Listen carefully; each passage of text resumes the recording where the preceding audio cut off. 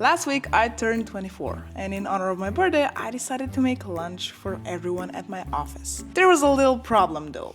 None of them is vegan, and most of them believe that vegan food can't be tasty. So of course I set out to prove them wrong.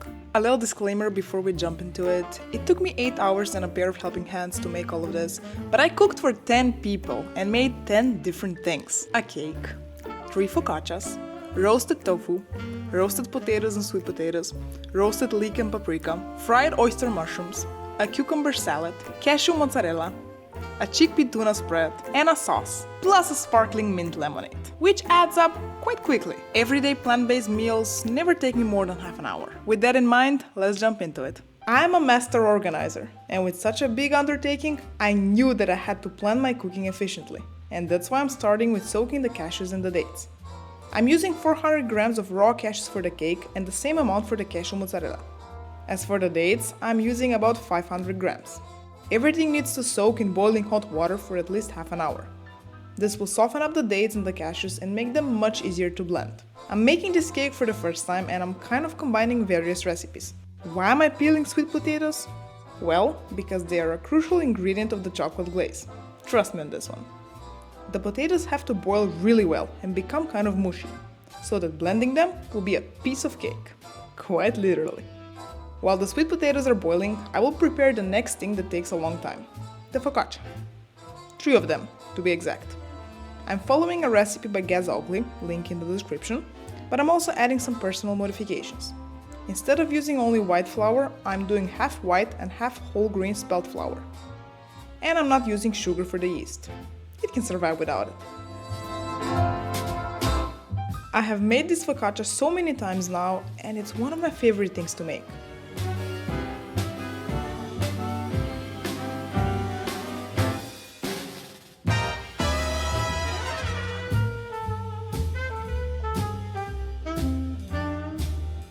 The preparation is not very complex. You raise the dough for about an hour only and it turns out incredibly fluffy and soft on the inside and crispy on the outside.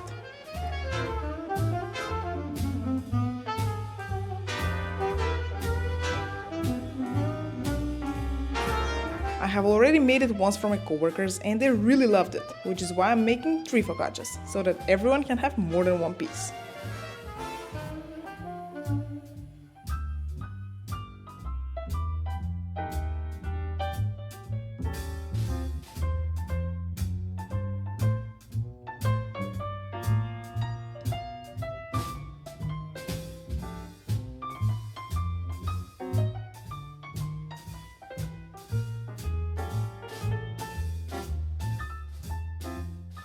While the dough is resting, I will move on with the cake. For the first layer, I will start by blending the soaked dates. This is a bit of a struggle since the dates are quite sticky and I have to keep stopping the blender to give them a mix. But it all works out nicely. To the blended dates, I'm adding 200 grams of ground walnuts and 200 grams of ground almonds. I ended up adding another 200 grams of walnuts because things got a bit too sticky. Alright, now that I have a homogeneous mass, I can transfer it to the cake pan. Try to even it out as much as possible.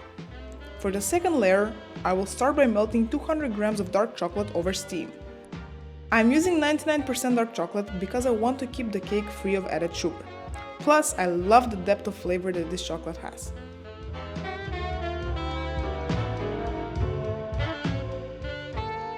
To help the chocolate melt, I'm adding unsweetened oat milk. For sweetness, I'm adding 2 heaping tablespoons of powdered dates. This is a great alternative to sugar because it contains the whole dates, which means the fiber content is very high. Once the chocolate has melted nicely, it's time to blend it with the soaked cashews.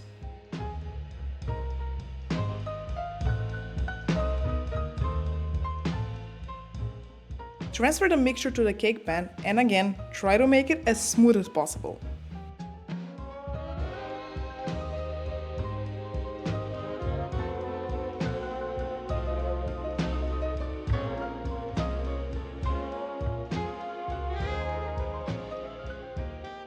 And now it's time for the sweet potatoes to shine. After draining them, add them to the blender with 200 grams of melted dark chocolate.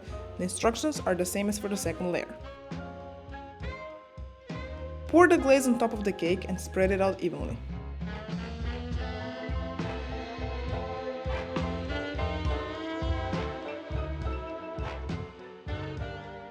For a pop of color and a fresh note, I'm adding some frozen raspberries. Chocolate cake with raspberries is my absolute favorite combination. You must try this at home. Pop the cake in the freezer and let it set for a couple of hours. By this point, the dough has risen a lot and gotten all over the towel. Note to future self, get a bigger bowl. I'm going to bake it in a cast iron pan which I have nicely oiled with olive oil.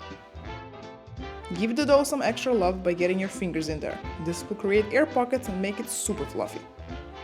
You can decorate it to your heart's desire. I'm going for my fave combination of cherry tomatoes and black olives.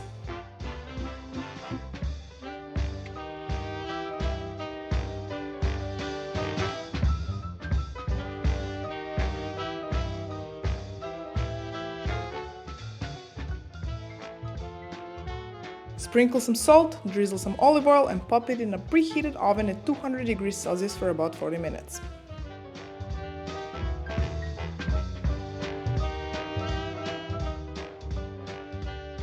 For the salad, I'm making a tarator, which is something we eat a lot in Macedonia. The main ingredient is fresh cucumbers, which need to be cut up nicely.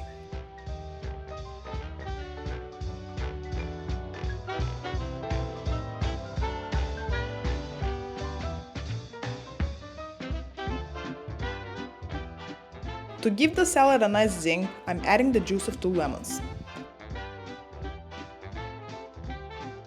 I am, of course, veganizing this traditional salad and using unsweetened soy yogurt.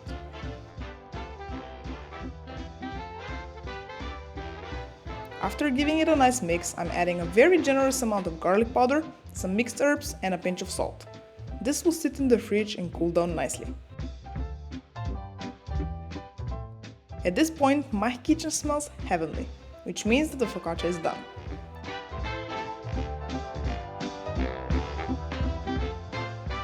Moving on, I will cut up and roast some bleak and red bell peppers.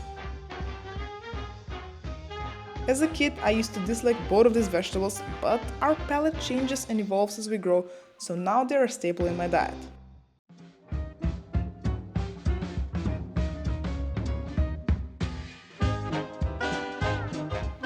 They already taste pretty good on their own, so I will only add a drizzle of olive oil and a bit of salt.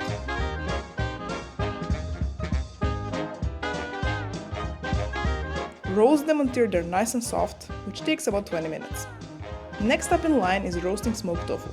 After cutting it up in cubes, I'm adding olive oil, garlic powder, onion powder, chili flakes, smoked paprika, cumin, black pepper, curry powder and salt to taste. And oregano, of course.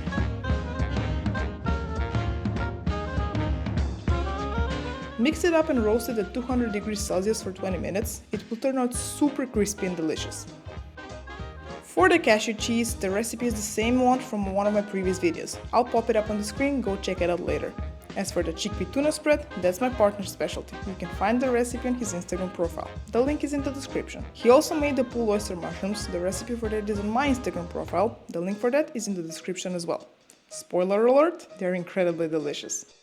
Alongside the tofu, I also roasted some sweet potatoes and regular potatoes. I use the same spices that I added to the tofu. I very rarely cook regular potatoes, but one of my coworkers said he likes them more than sweet potatoes, so I made them for him and they turned out really good. And lastly, the sauce. I'm mixing the juice of 2 lemons with nutritional yeast, garlic powder, tahini and miso paste.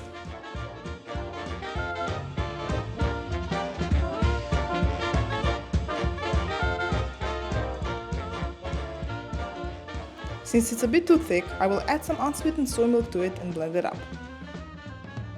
I love these sauce containers from IKEA, they're amazing.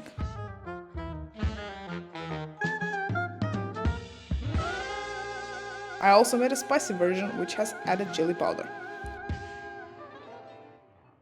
And after 8 hours of cooking, we're done. I couldn't wait for the next day, so I had to try a bit of everything. And voila! The feast is done and ready to be devoured. I'm so proud of myself. This was the first time I cooked for so many people, and honestly, I'm a bit surprised at how well it went. Everyone loved the food, and I even managed to convert a tofu hater into a tofu lover. The secret?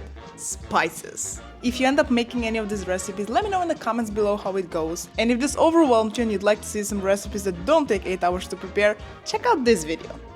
Thank you for watching, I'll see you in the next one.